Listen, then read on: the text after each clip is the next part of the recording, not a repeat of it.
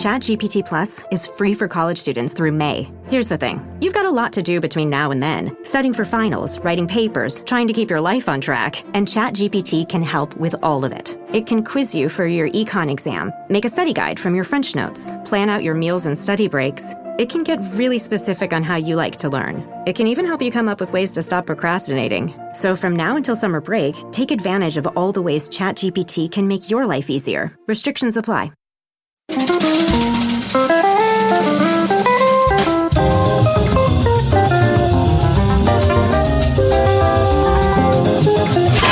It's The Other Side of Midnight with Frank Morano.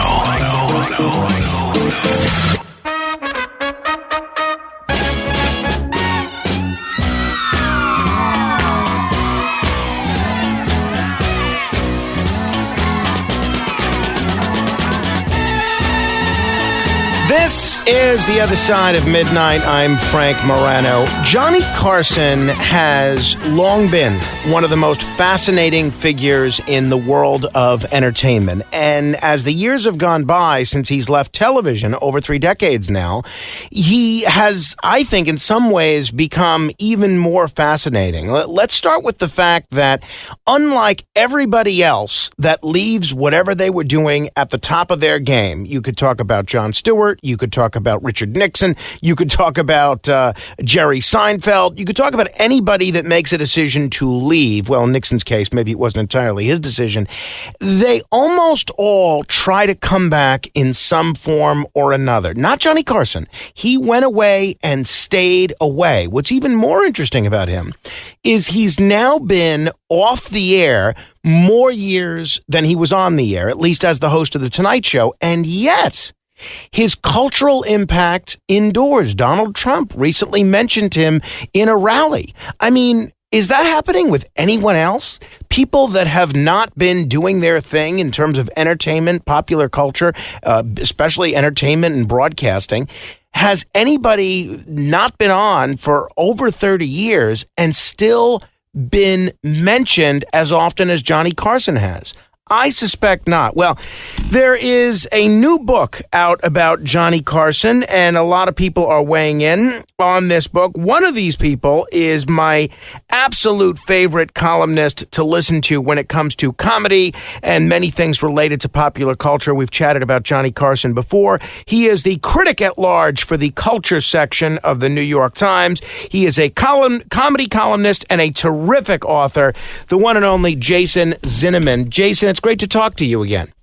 Great to be here, Frank. Thanks for having me on. Jason, it's my pleasure. I want to talk to you primarily about Carson because I think, I haven't read this new Carson book yet, but I think it's possible that I may find your review of the book and your overall take on Carson even more interesting than the book itself. But I had to ask you about another piece that you had this week, exploring the issue of Disney and asking the question, can Disney cut into Netflix's stand-up comedy dominance? Now, I have a 3-year-old. We watch a lot of the Disney network. We're watching Bluey. He's watching Moana. He's watching The Little Mermaid. I don't necessarily think of Disney Plus as a place for stand-up comedy. When did it become a place for stand-up comedy? Well, it's a good. You put your finger on, I think, maybe the biggest challenge for Disney, which is you don't associate the kind of family-friendly brand of Disney with often controversial, boundary-pushing stand-up comedy, and it sort of seems like there could be tensions in the future. But Disney now has all these different tentacles, all these different streaming platforms, one of which is Hulu, which probably the normal person doesn't even know is Disney. And Netflix has dominated stand-up now for almost 10 years with very few challenges to it from major streaming players. And there's a lot of grumbling about Netflix, both within comedy and just generally people who want competition.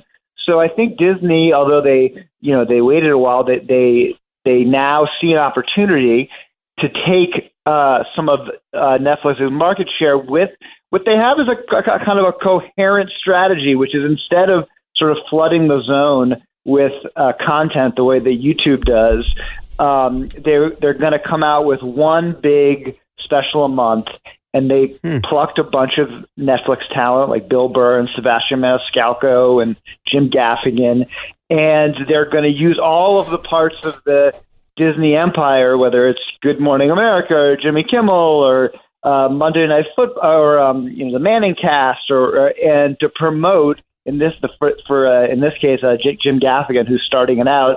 And I think it's actually a good thing because monopolies are not great, and for Netflix to have some competition from a major player, I think will only be better for the market of stand-up. Yeah, no, I'm looking forward to hearing more about this and see what it means for comedy and for entertainment in general. All right. Speaking of comedy, speaking of entertainment, let's talk about Johnny. You wrote this really interesting column in the New York Times. I'm going to link to it if people want to check it out on my Facebook page, facebook.com/MoranoFan. It's called Johnny Carson and the Fantasy of America. Now, part of this is sort of your overall commentary on Carson, and part of this has to do with this new book out that's about Johnny that a lot of people are buzzing about. Are you writing about Johnny now, again, just because of the new book, or were you due to write something about Johnny these days anyway? Well, I think the short answer is the book. The long answer is, as you pointed out, Johnny Carson is this incredibly fascinating, singular cultural figure who, the more I write about popular culture, the more I realize how important, not only how important he is, but what a mystery he is. And there's something about the really famous people in the past that's different than the famous people we have today, because before social media, before all of this sort of confessional culture, there was more of a mystery. You could have certain kind of mystery with fantasy, and Carson was one of these figures. Now, decades after, or not decades, after he's died, there's been a couple books, not just this new one, but his lawyer Henry Bushkin wrote a very salacious book about Carson, and then there's this. This is sort of the first big biography from an independent source. And there's been, as you pointed out, Trump mentioned him, and he's been in a lot of popular culture.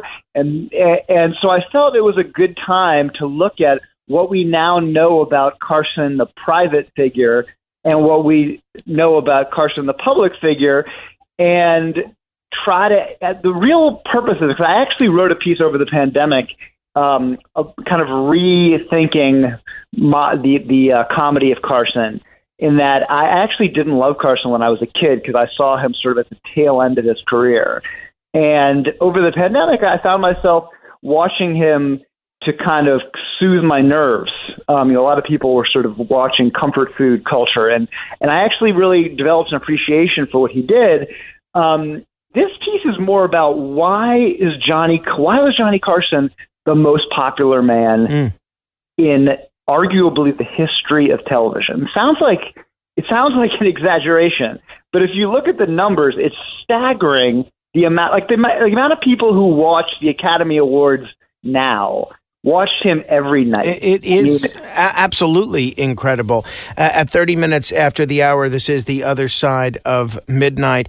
My guest is Jason Zinoman. It's funny that you mentioned that piece that you wrote about rediscovering Carson during the pandemic. I think that was the last time that we spoke on the radio was in January of 2021 after you had written that. And the vibe that I got, the impression that I got in reading that piece from 3.5 years ago was overall a positive one for Johnny. The tone and the vibe that I get in this most recent piece is sort of a negative one. Is that my perception, or did you change your tune 3 years later a little bit when it comes to Johnny? No, I think I understand why you would come to that person, and it's to some degree true. But I think it's really more has to do with the difference in the question that I was asking. The previous piece was really about, it was about Carson's comedy, and was it as bad as I thought it was as a kid when I was a fan of Letterman and saw Carson as kind of the antithesis of that. This piece is not really about Carson's comedy. It's about what exactly explains his success and his popularity, and how can we reconcile what we now know about his private life, which is dark, as evidenced by these books, and his public image, which is incredibly at odds with his private image. And I felt like, this new book, the reason I felt like I could sort of weigh in is because the new book has a lot of very good reporting about what kind of father he is and a husband and all this, but it doesn't really connect that to what he did on screen. So those are the two things I was trying to do. So, I sort of followed where the answer led me, and what it led me in the second piece was not a purely dark place, but there was more darkness to it, because he, while on screen he was sort of the model of Midwestern Americana, sunny, always never angry, always calm, a sort of soothing show business presence. He was a very different person in real life. He was a very kind of private, lonely man who had, abusive relationships with wives. He was an absent father.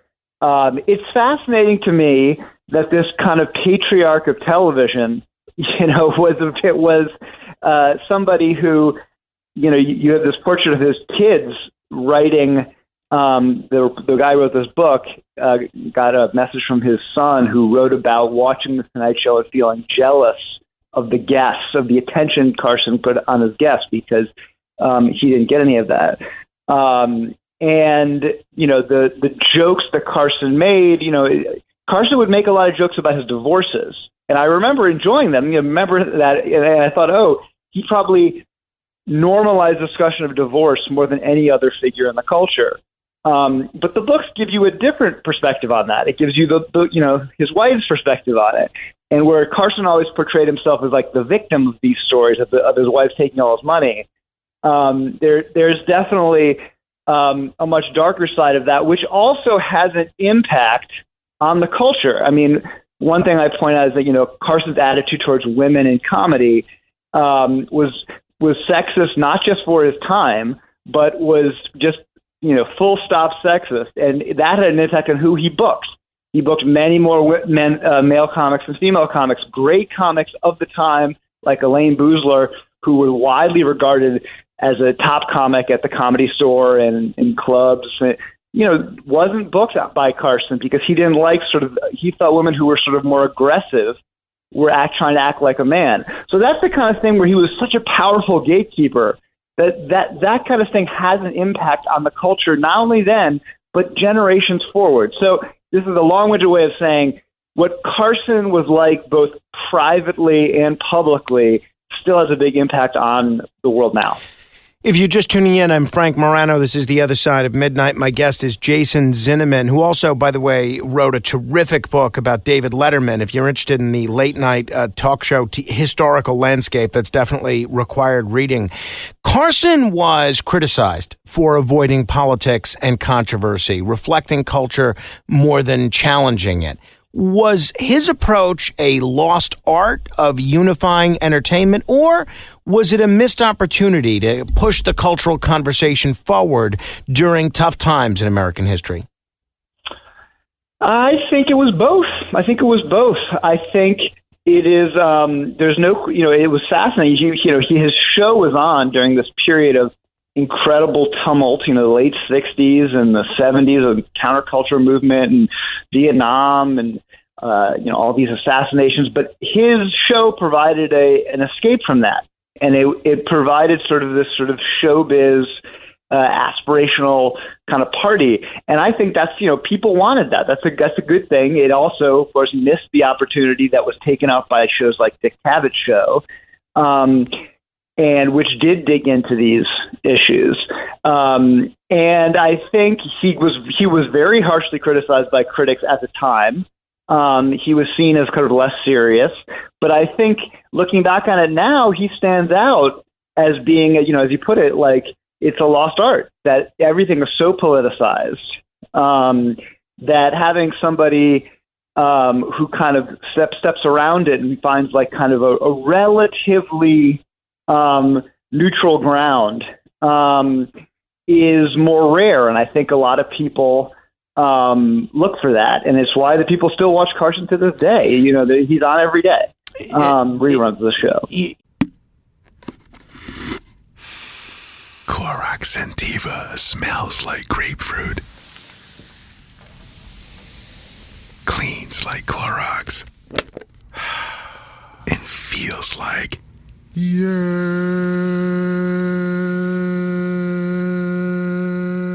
Okay, we could be here all day.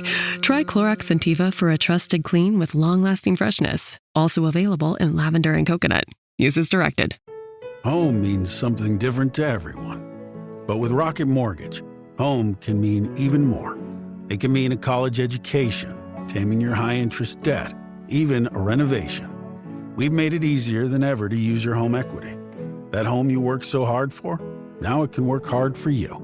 Call 800-4ROCKET or visit rocket.com to find out more. Rocket Mortgage, LLC. Licensed in all 50 states. NMLSConsumerAccess.org, number 3030. Experience a progressive lens engineered with AI from Essilor, powered by individual measurements of your visual behavior. A lens personalized to you by an Essilor expert. Discover Verilux XR Track and enjoy instantly sharp vision in motion and seamless transitions from near to far. Find your local Essilor expert today at Essilor.com. At Sephora, we've got what you want because you're obsessed with your skin and we're obsessed with what it needs. Sephora has the best products to help you get beautiful, glowing, radiant skin. With an extensive, inclusive range of results-driven formulas and in-store beauty advisors to help you find exactly which are right for you, the best skincare is only at Sephora. Sephora, for all your skincare. You make the comparison to today's media landscape. Many late-night hosts today are politically vocal. I thought Jimmy Kimmel was going to be in tears after Trump won again. And they lean in to their personal lives. If Carson were to host a talk show in today's climate, what do you think he'd have to change, if anything, about his style? Would he even want to host a talk show in today's climate? It's hard to imagine. I think he would adjust with the times, and I think it would have to be a very different show. That the Carson was a figure of a monoculture that doesn't exist anymore. And one thing that was really fascinating to me in thinking about this piece was about the timing of Carson. The truth is, the era we're in now is more similar to all the eras in the past. The era that Carson was in is more of the anomaly. So to give you a sense, when he was in college, television sets were only in a few households in America. It was like 5-10% or something.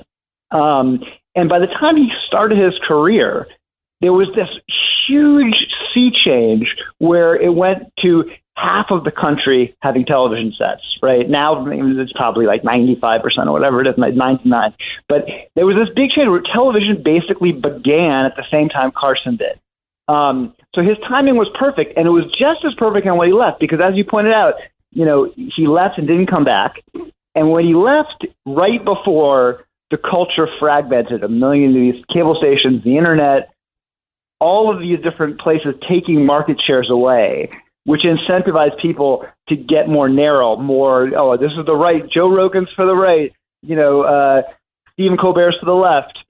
This person's for more experimental. That's what happened. That's where the culture is now. So Carson started at the beginning of television, and he kind of ended at the end of the reign of television. Wow. And so there's that. That's why there's never going to be another figure like him again. So to even imagine him, what he would do now, he would look totally different. It's like sort of imagining, Buster Keaton starting in action movies now, right? He's clearly a figure of the silent movie era who, he adjusted when talkies came, but it really wasn't the same. You suggest Carson's appeal tapped into deeper and darker strains of the American psyche. That's not only is it something I'd never heard before, it's not something I ever thought about before. Elaborate, if you can, on what those strains are. Were they unique to the time, or do those strains of dark strains in the psyche still resonate today? Yeah, that's probably the most provocative point I'm making, which is, why was Carson so popular? Well, there's all these different reasons, right? I've mentioned some of them. There's other ones. I think he was actually his comedy is underrated, but which is a point I go into a bit.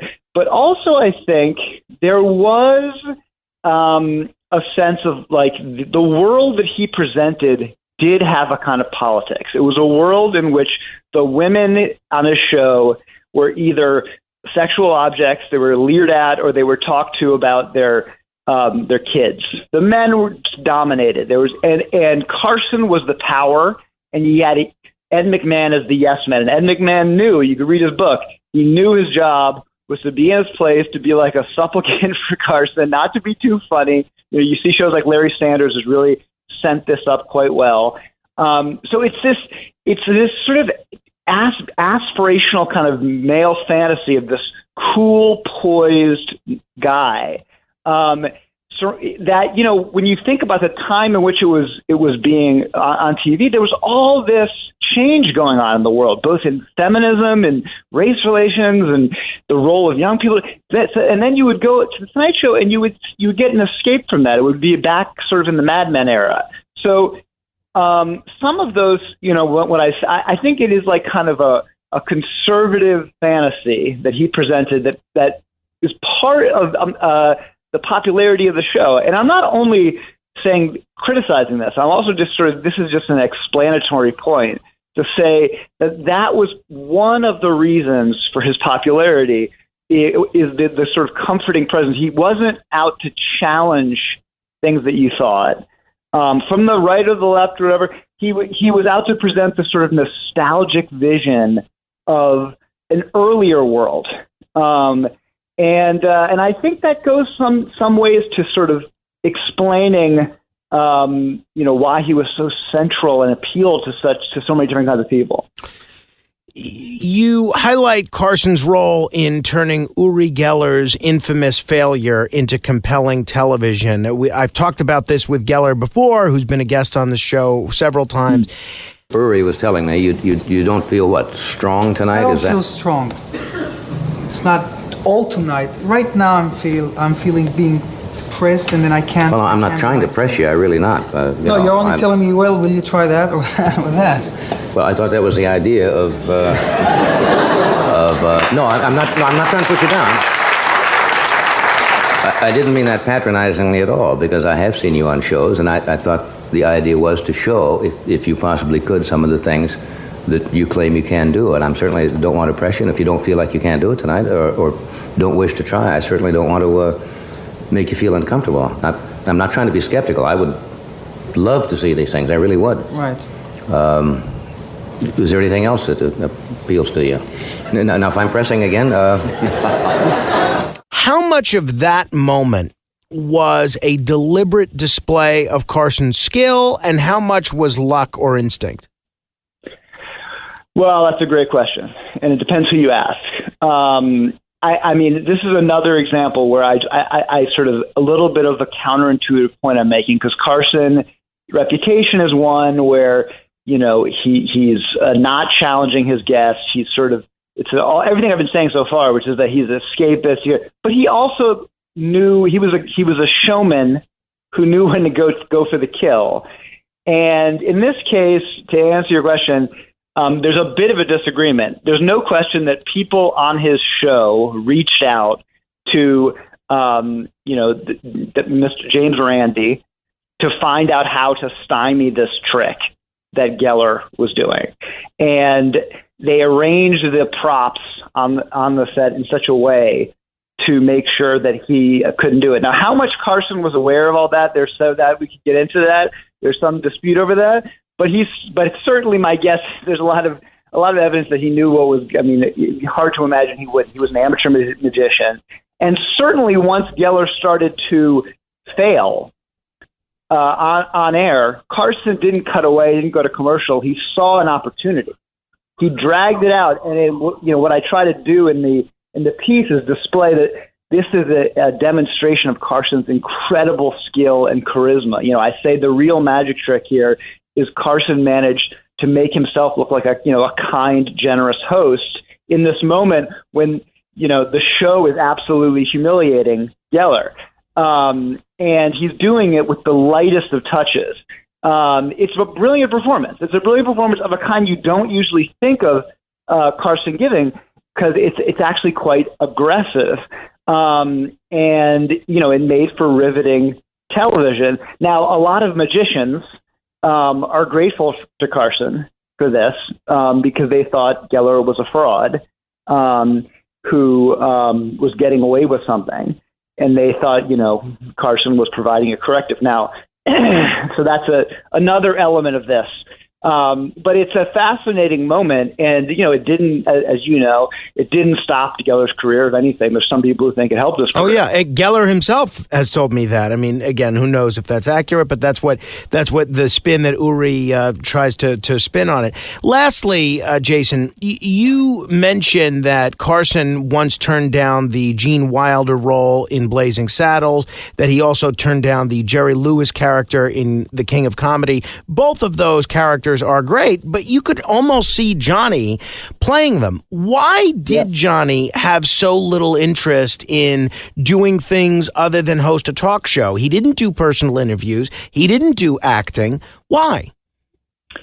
I mean, it's a good question. I don't know for sure, but my guess is it's connected to the point you made to start, which is Carson's the rare figure who, when he retired, stayed away. Carson, one of his gifts is he knew what he was good at, and he did nothing more. How many of us can say that we've done that, right? That we figured out what we were good at, and we didn't try to do anything else. He knew he was good at television, and he stuck to television. He could have been in a million movies. He didn't. He resisted. I think that, and one of his producers, when asked, like, what is Carson good at? He made the point, he said he's great by omission, which is, I think, really a fascinating point. That he was he was skilled at withholding. He knew when not to say. He didn't talk too much. And you saw this in the Geller moment. You see it in his politics. He knew when not to talk. And you see this in his career choices. That, let's be honest, like when he did show up once on David Letterman after he retired. And interestingly, the only time he showed up on television, right, on the episode of The Late Show, he didn't say a word. Right. It's incredible. Jason Zinoman, I always enjoy your writing. I look forward to your column each week, and I always look forward to having the opportunity to chat. Hopefully we will do this before 3 years from now. I would love that, and it's a pleasure talking to you, and a pleasure talking to somebody so deeply versed in comedy and late night. Jason Zinoman, read the article. I have posted it on my Facebook page, and Jason's written actually several really interesting books, but if you're a fan of late night television, you absolutely have to check out his book on David Letterman, which is just called Letterman, the Last Giant of Late Night. Ton of interesting stuff in there. Hey, if you want to comment on any portion of our conversation, you're welcome to give me a call. Our phone number is 646-720-0635. That's 1-646-720-0635. This is The Other Side of Midnight. Straight ahead. The Other Side of Midnight.